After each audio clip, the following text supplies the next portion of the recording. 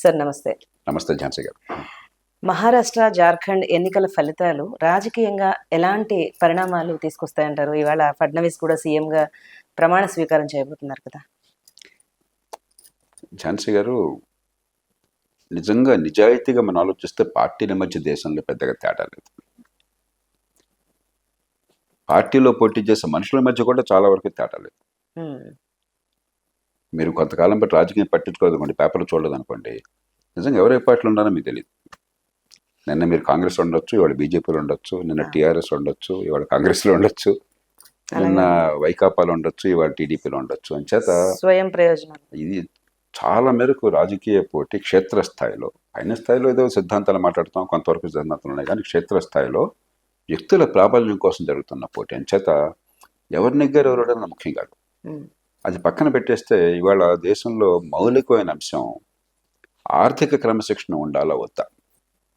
ఓ పక్కన ఖచ్చితంగా ఒక పేద దేశంలో పేద ప్రజలకి సంక్షేమం కావాలి, ఆ పేదరికం బాధ కొంత తగ్గించాలి.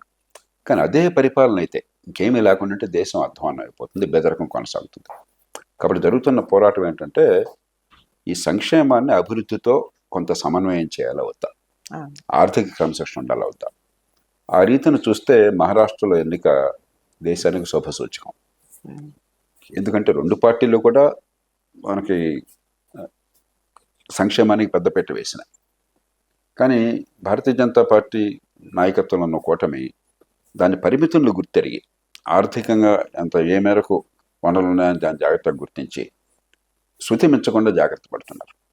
అందులో మహారాష్ట్ర ఏమిటంటే 42 లక్షల కోట్ల రూపాయల పైచిలకు జీఎస్టీపీ ఉంది. దేశంలో అత్యంత సంపన్నమైన రాష్ట్రం. తర్వాత ఇప్పటిదాకా ఆర్థిక క్రమశిక్షణ కూడా ఉంది ప్రభుత్వాల్లో. అందుకని మహారాష్ట్రలో రాష్ట్ర ప్రభుత్వం అప్పు కేవలం 17% జీఎస్టీపీలో. అదే మనకు ఆంధ్రప్రదేశ్లో బకాయిలతో కలిపితే 60% వచ్చేసింది. మరి పంజాబ్ కానీ హిమాచల్ ప్రదేశ్ కానీ 50-55% వచ్చేసినాయి, రాజస్థాన్ కానీ లేకపోతే పశ్చిమ బెంగాల్ కానీ. కాబట్టి ఆ దృష్టిలో ఉంచుకుంటే సంక్షేమాలు ప్రకటించినా కూడా, దానికి ఓట్లు పడ్డా కూడా అది రాష్ట్ర భవిష్యత్తుకి దేశ భవిష్యత్తుకి ఇబ్బంది కలగని రీతిలో చేశారు.